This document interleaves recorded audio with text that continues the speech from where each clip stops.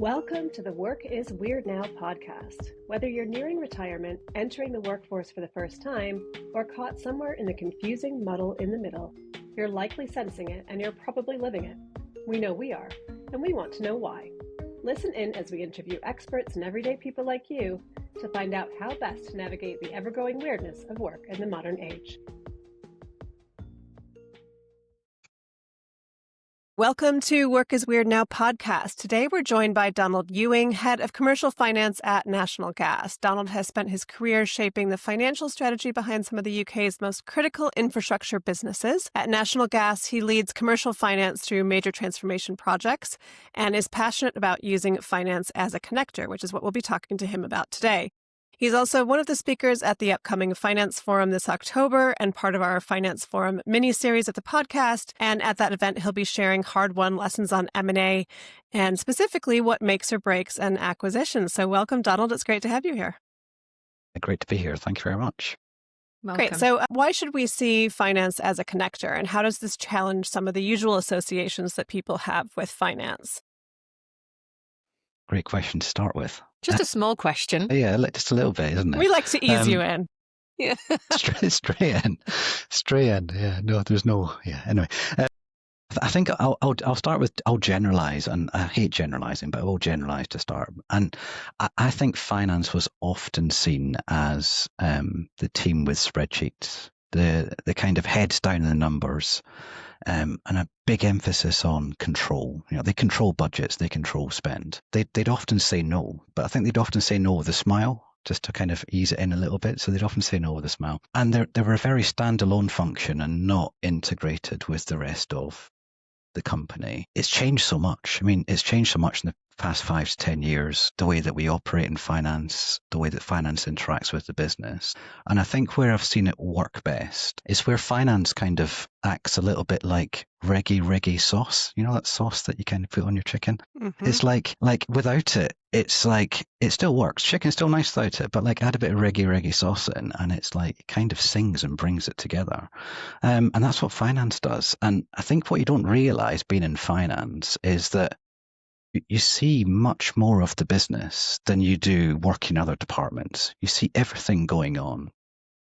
It's a unique position that is not seen in other departments, I don't think. And therefore, you've got a huge role to play in finance because you generally sit in all the senior meetings where all the big decisions are actually made and you get real insight into what's going on. And that privilege that you're in actually can be used as a connector. You can use that, like, you know, I think I've heard people say it before, like a superpower, a connector to bring people together. I've been in meetings and I've seen the mood music of the exec and the boards change so quickly from being like real risk takers to being really risk averse, and it's flipping overnight, and you can just see the attitudes change. Because I mean, I was working on an M&A transaction, which, quick plug, that's what I'm going to be speaking about in the Finance Forum next month. But I was speaking with this M&A transaction. I was speaking to the CFO, and it was something completely different to the M&A. But I saw his risk appetite change, and something that I would normally get passed through him, and he'd kind of sign it off and again get it through the chain. He was asking for more justification on it, and when I asked the reasons behind it, although he didn't explicitly say, you could generally get the feeling that something had changed. Something had changed with the shareholders that were actually kind of making him a little bit more risk averse. And I kind of took that information and I used it with the M&A team. And what we did was we changed our M&A pitch of that specific M&A. And we changed it from one of being like shareholder growth, cash generative. And we changed it to kind of being income protection.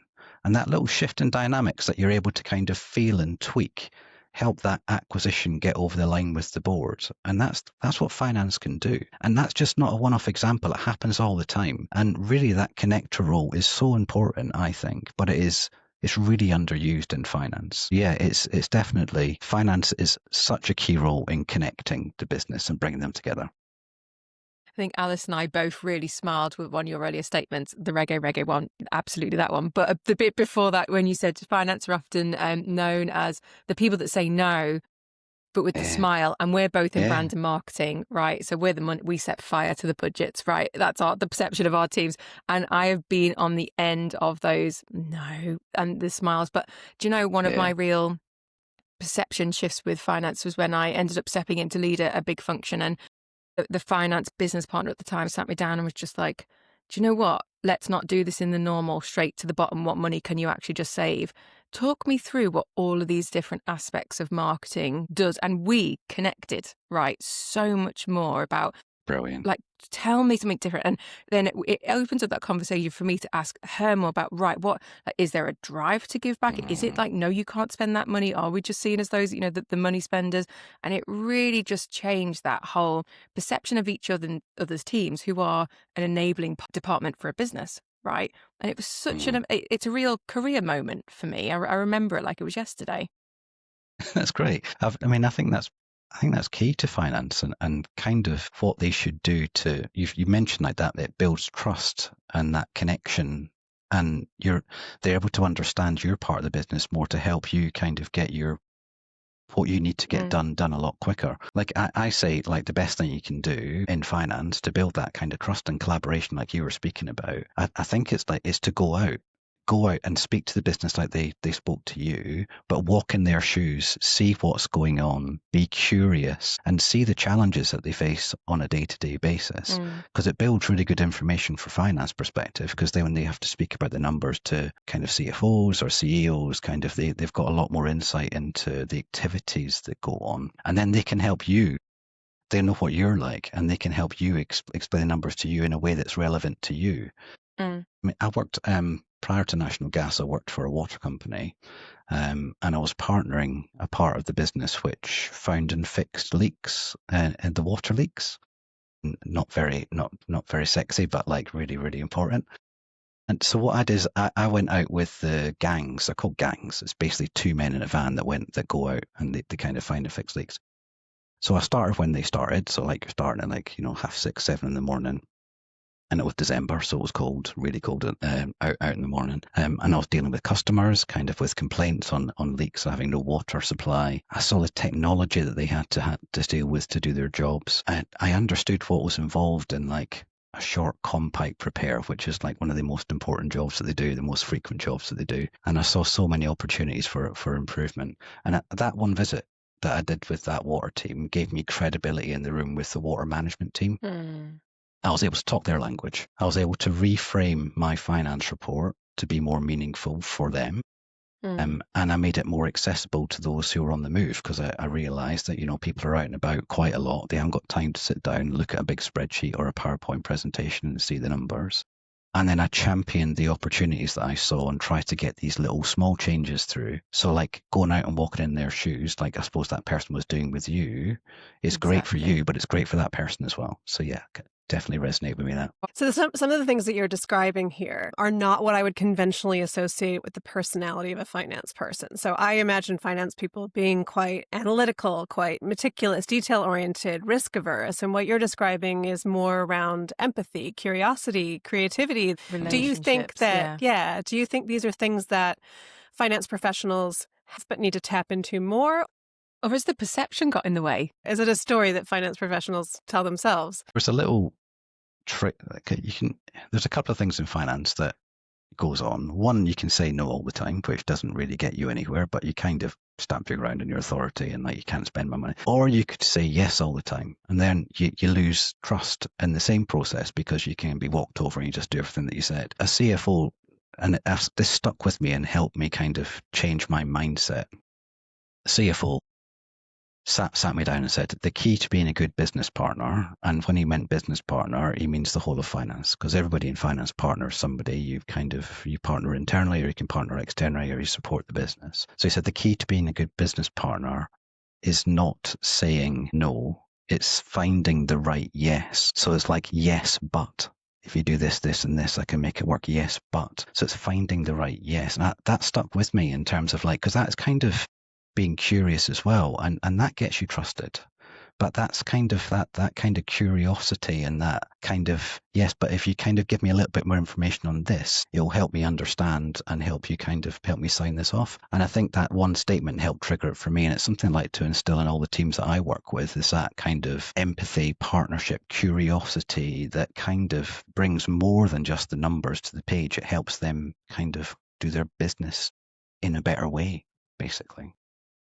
It reminds me of Simon Lamb, who's a guest we've had on several times on the podcast. He always talks about yes and, because if you say yes but, you negate what you said before the but. But if you say yes and, then you can qualify what you said without making it look like you didn't mean what you said before the but.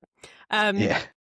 So you talk quite a lot about storytelling as well as being a really important skill that finance professionals need to have. Can you talk a little bit more about where you've seen that work really well and what you mean when you say effective storytelling in finance? Yeah, I mean, I think people speak about storytelling quite a lot, and it's really important. I went on an effective writing course in my last company that I worked for, and it was incredible in terms of what it taught me. It was actually run by a journalist who kind of wrote for national newspapers, and he was saying the way they write journalism is the way you need to write your board reports, your kind of presentations to finance.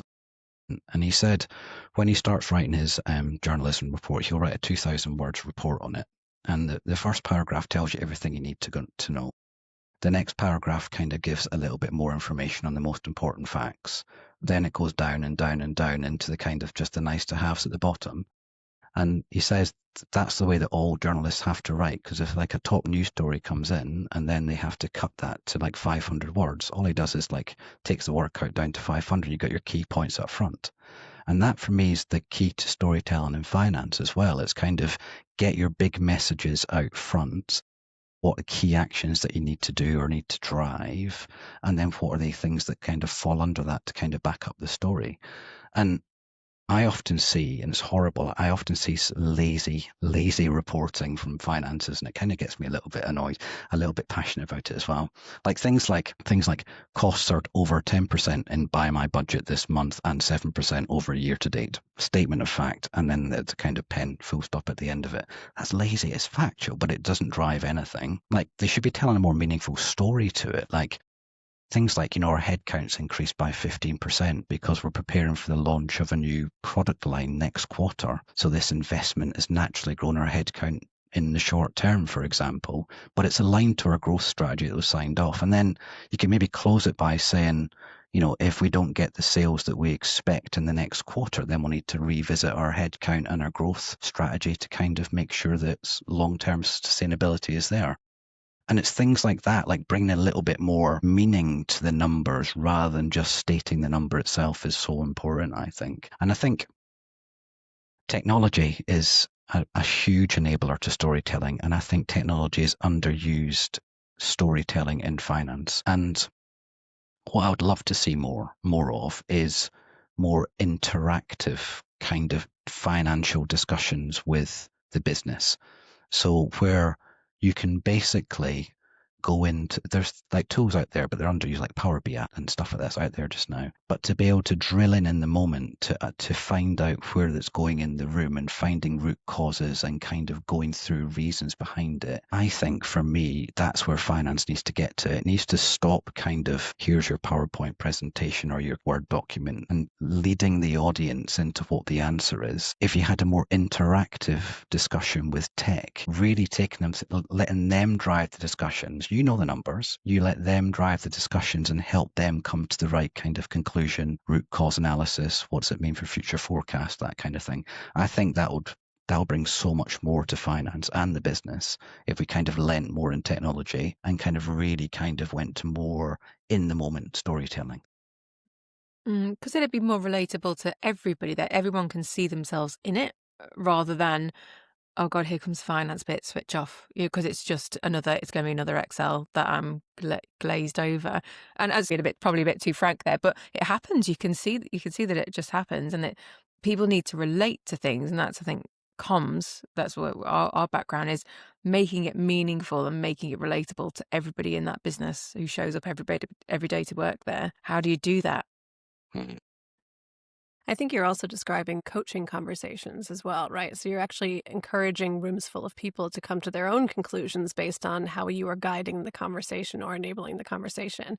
And again, I go back to this whole idea of, do finance professionals have these skills? Is this what they're being trained to do? Or are you finding that younger generations seem to have them more than older generations? Or is there necessary professional development that needs to happen? Can I add to that as well? Because I think your world is so regulated, and is it SEMA that the route that you chartered? Is That's it what I'm SEMA? qualified in, yeah. I'm qualified in SEMA Finance, yeah. And there's all of those layers, which to me, I don't know, from the outside looking, I haven't looked into it for a very long time, since uni days, but it's very much finance led as you'd expect it to be. But is there now that blend of personability, coaching, mentoring, all of that type of work, or is there a gap there? So I can definitely see it coming through in the younger professionals that are coming through.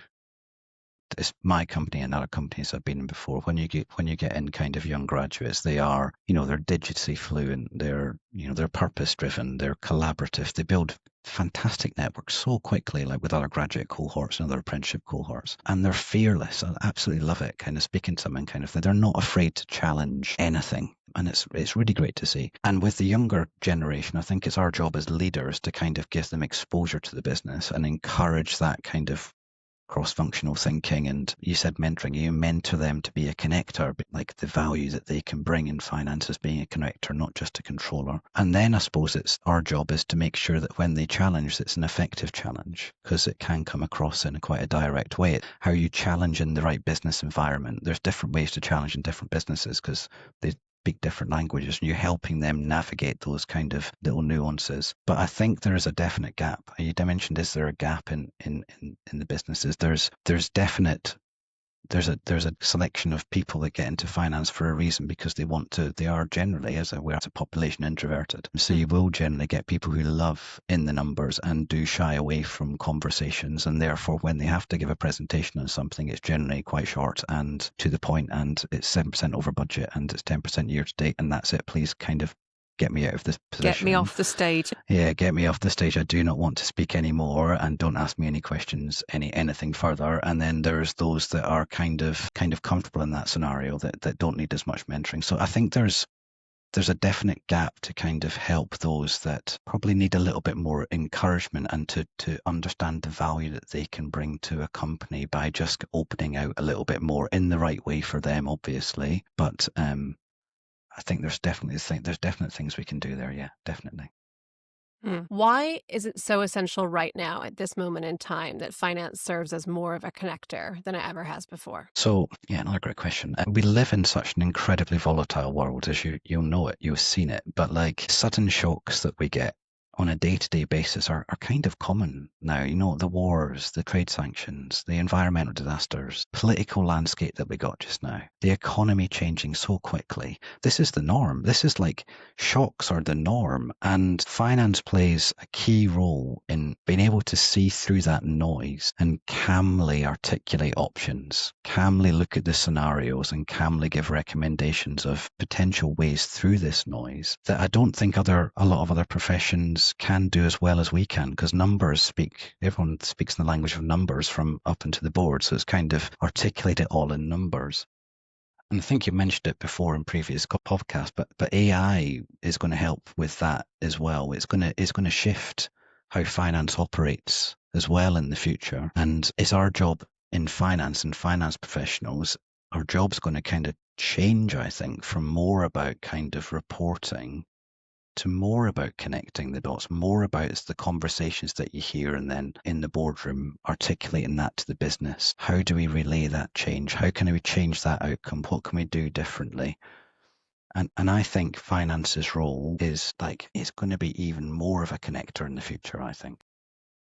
Is it also harder to do that in some ways, though, in so much as it, from what we understand by virtue of doing some episodes in this series, that the finance function is actually under a lot of more pressure than it ever has been before as well. So sort of shifting priorities, changing goals, sort of all the things that impact your day to day. Does that make it more difficult to be able to step out and do that kind of connective work when you're so bogged down in this detail? I think in finance, you always feel under pressure for certain reasons. That pressure point changes. So I remember when I first started, it was pressure points and month ends and getting the month end numbers done and getting like a pack physically bound, binding packs for people to hand out to them. I remember Whereas those, like the ring now, the binding pressure's machines. It literally, it's like a rite of passage. It's like a rite of passage for a finance professional to have the to. little tiny squares that just The little scatter tiny everywhere. Yeah, they just literally used to spend like hours via binding machine, like getting bits of paper together, and then you miss a section out and you have to start again. Anyway, it's a rite of passage to have to, and that was the pressure because you had to get packs out in the post by a certain date so that people had them for the deadline, and that's a pressure when you're kind of new in finance. Whereas now the pressure is kind of a little bit different. You've got all these kind of shocks. You've got the volatile world, and then you've got like this advent of AI coming in. Like, the people see it's a threat, don't they? The threat of AI on their jobs. So I think the pressure has always been there. I just think it's shifted a little bit. It's something just a little bit different in finance now, and it's how we adapt to it, I think, is key. How do you feel about AI in finance? Honestly, I think it's absolutely fantastic. Amazing. We love glass half full people on this pod, don't we? We're always like, yeah. Literally, like it is so incredible. I don't know how much you did. Like, yeah, I had to review like a share and purchase agreement for potential kind of bid that I'm working on.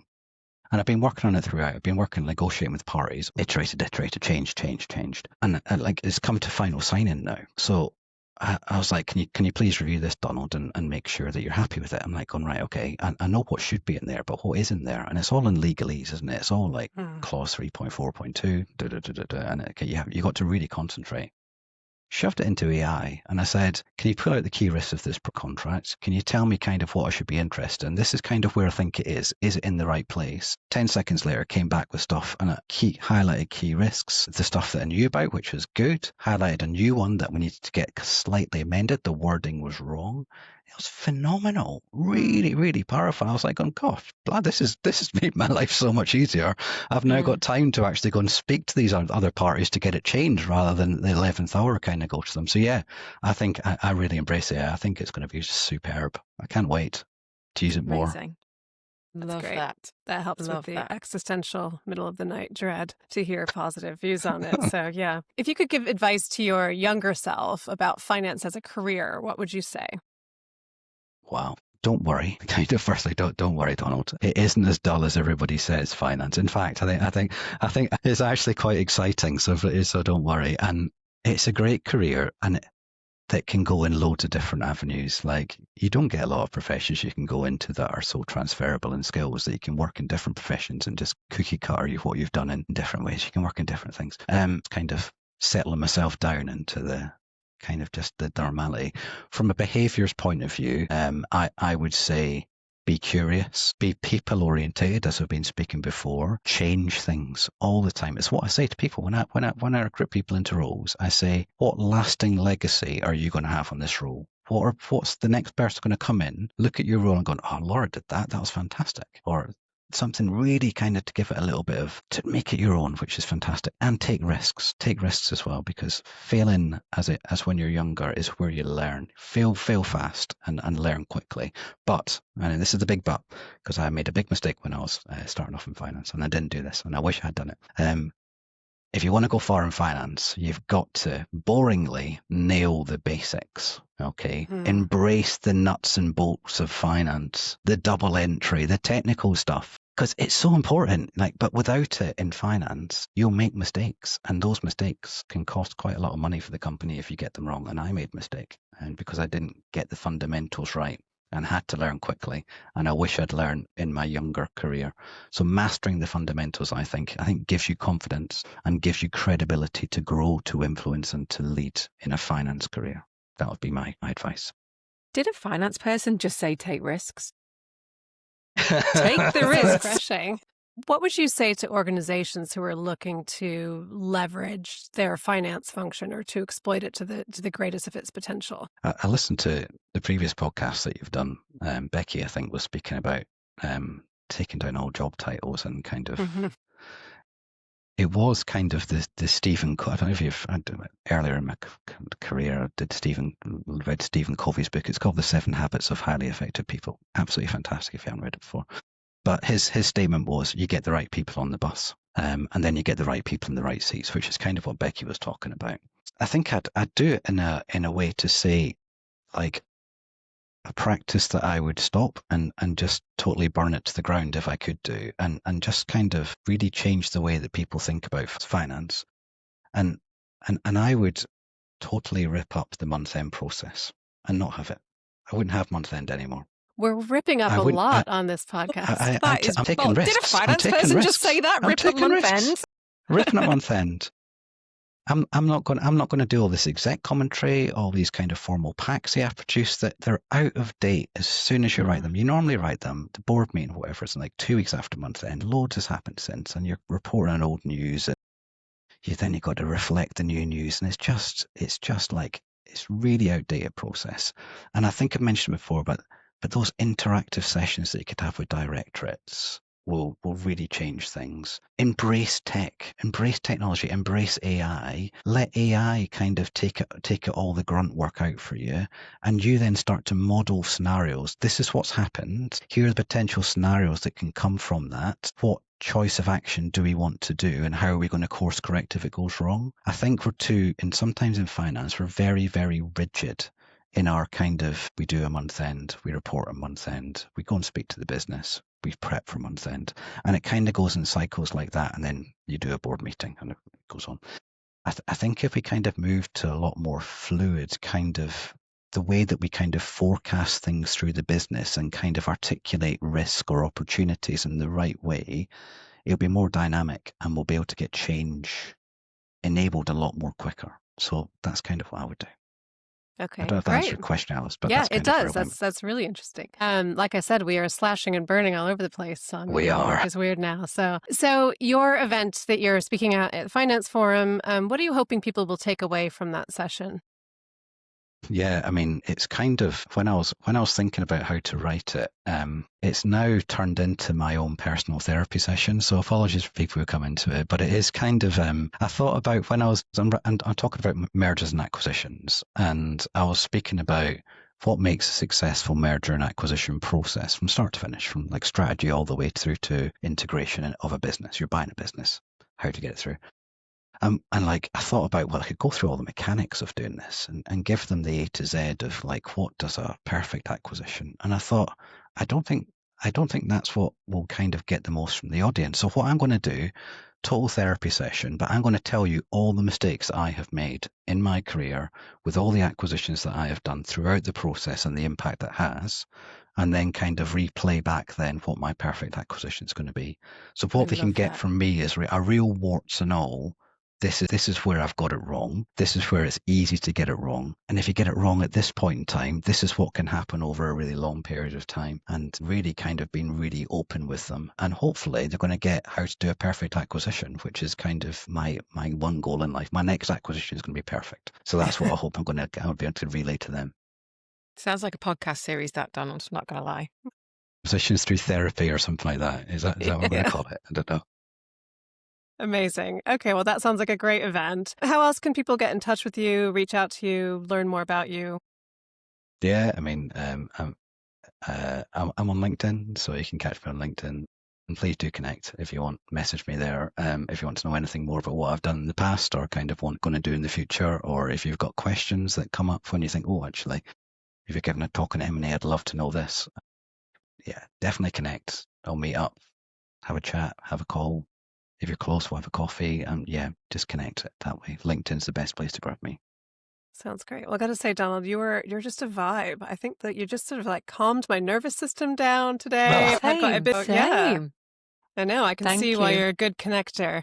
And we'll look forward to meeting you at the show in a couple of weeks. Yeah, we will also be there. Yeah. Well, I hope I haven't rambled too much, guys, because I hope I answered your questions. So great. Brilliant. Thank you. Really, really good. Thank you so much.